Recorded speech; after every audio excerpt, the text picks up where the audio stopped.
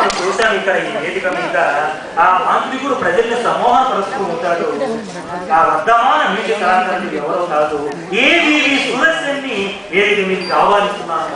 వచ్చి ఈరోజు అందజేస్తున్నటువంటి చిరు సత్కారాన్ని కోరుతున్నాను.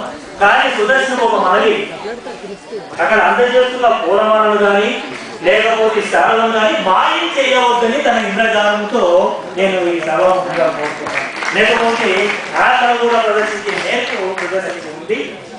ఈ 2008 నుంచి ఇప్పటి వరకు ఆయన దాదాపు 300 మ్యాజిక్ ప్రదర్శనలు ఇచ్చినటువంటి సుదర్శని ఇవాళ మనం సత్కరించుకోబోతున్నాము.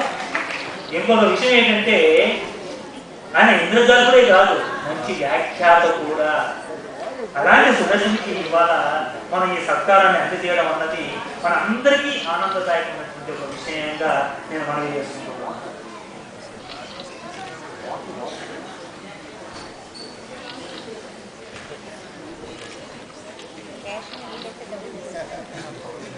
రామాయణ కాలం నుండి ప్రాచుర్యంలో ఉన్న